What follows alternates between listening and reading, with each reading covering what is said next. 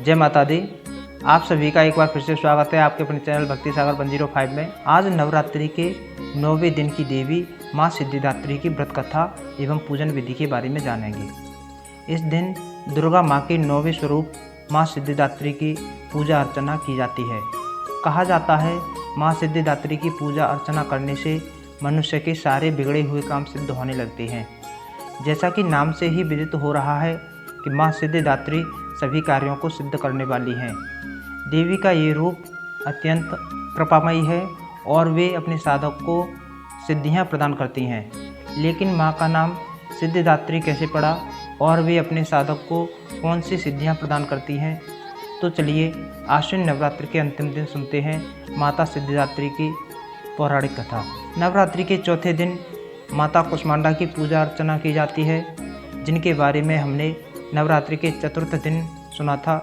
माता कुष्मांडा की कथा में हमने सुना था कि उन्होंने संपूर्ण ब्रह्मांड को उत्पन्न किया था। जब 3 प्रधान देवताओं की उत्पत्ति हुई तब महादेव ने देवी कुष्मांडा से और अधिक आशीर्वाद मांगते हुए उनसे कुछ विशेष सिद्धियां प्रदान करने के लिए कहा। देवी कुष्मांडा महादेव के आग्रह से प्रसन्न हुई और उन्होंने भगवान भोलेनाथ को 18 विशेष प्रकार की सिद्धियां प्रदान की। इन सिद्धियों को प्रदान करने के कारण उनका नाम सिद्धिदात्री पड़ा। इनमें से 8 सिद्धियां प्रमुख हैं और 10 सिद्धियां गौड़ हैं। जहां माता सिद्धिदात्री ने भगवान शिव को 18 सिद्धियां प्रदान की, वहीं दूसरी ओर ब्रह्मा जी और भगवान विष्णु को उन्होंने 8 प्रमुख सिद्धियां प्रदान की, जिन्हें अष्ट सिद्धियों के नाम से भी जाना जाता है। इसके पश्चात एक बड़ी अलौकिक घटना हुई। भगवान भोलेनाथ महादेव का आधा शरीर माता सिद्धिदात्री के आधे शरीर से एक हो गया और इसी कारण भगवान भोलेनाथ का एक नाम अर्धनारीश्वर पड़ा, अर्थात जिनका आधा शरीर नारी का हो और आधा शरीर पुरुष का। तो अब आप सोच रहे होंगे कि ये 8 सिद्धियां कौन सी हैं, तो चलिए देखते हैं। अणिमा यानी परमाणु जितना छोटा बनने की क्षमता, महिमा यानी असीम रूप से बड़ा बनने की क्षमता, गरिमा यानी असीम रूप से भारी बनने की क्षमता, लघिमा यानी अत्यंत प्रकाशमान बनने की क्षमता, प्रति यानी सर्वव्यापी बनने की क्षमता, प्राकाम्या यानी किसी भी इच्छा को पूरा करने की क्षमता, स्थित्व यानी अधिपत्य स्थापित करने की क्षमता और वशित्व यानी सभी को जीतने की शक्ति। माता सिद्धिदात्री देवी लक्ष्मी के समान ही कमल आसन पर विराजमान रहती हैं। उनकी 4 भुजाएं हैं और वे अपने चारों भुजाओं में शंख, चक्र, गदा, कमल का पुष्प धारण करती हैं। देवी सिद्धिदात्री लाल रंग के वस्त्र धारण करती हैं क्योंकि ये देवी अलौकिक सिद्धियां प्रदान करने वाली हैं। इसलिए इनकी पूजा भौतिक जगत में रहने वाले देवी देवता, गंधर्व, ऋषि, मुनि और राक्षस भी करते हैं। माता सिद्धिदात्री देवी सरस्वती का रूप मानी जाती हैं। इनकी पूजा करने से सभी कार्य सिद्ध हो जाते हैं और मोक्ष की प्राप्ति होती है। देवी की पूजा अर्चना के दौरान बैंगनी या जामुनी रंग के वस्त्र धारण करना चाहिए।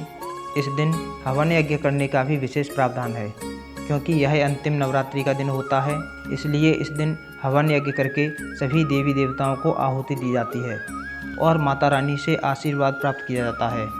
लोगों में ऐसी मान्यता है कि माता को भोग अर्पित करने के लिए अब मौसमी फल, नारियल, काले चने, खीर, पूड़ी और सब्जियों का प्रयोग कर सकते हैं। कई लोग नवमी के दिन कन्या पूजन भी करते हैं। माता सिद्धिदात्री को प्रसन्न करने के लिए आप इस मंत्र का उच्चारण कर सकते हैं। या देवी सर्वभूतेषु माँ सिद्धिदात्री रूपेण संस्थिता नमस्तस्यै नमस्तस्यै नमस्तस्यै नमो नमः। हम देवी सिद्धिदात्री के कुछ प्रमुख मंदिरों की चर्चा करते हैं। मध्य प्रदेश के छिंदवाड़ा में माता सिद्धिदात्री का 1200 साल पुराना मंदिर है, जहां साल के 12 महीने भक्तों की भीड़ लगी रहती है। ऐसा कहा जाता है कि माता अत्यंत दयालु स्वभाव की हैं। अगर भक्त सच्चे दिल से जो भी उनसे इच्छा करते हैं, माता उन्हें अवश्य पूरा करती हैं।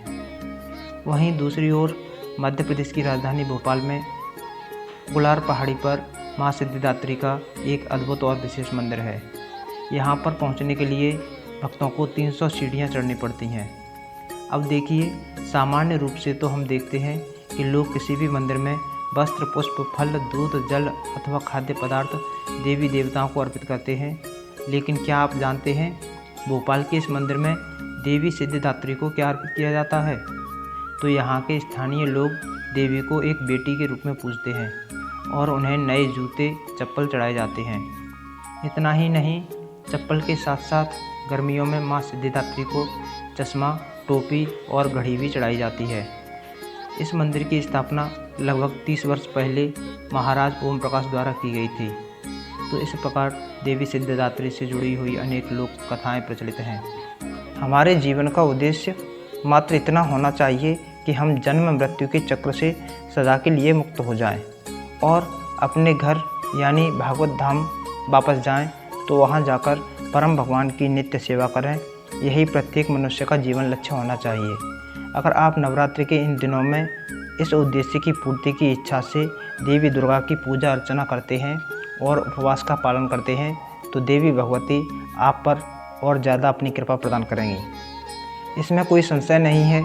ऐसा करने से आपको इस जगत के भौतिक सुख और समृद्धि मिल ही जाएंगे, उसके साथ साथ आध्यात्मिक जगत में भी प्रवेश मिल जाएगा।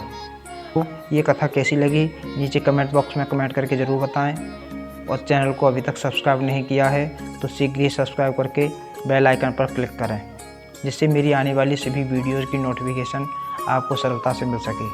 तो चलिए आज इस आश्वन नवरात्रि के अंतिम दिन देवी सिद्धिदात्री से यही प्रार्थना करते हैं कि वे हमारे लिए हमेशा अपनी भक्ति और सत्य का मार्ग प्रशस्त करें। जय माता दी।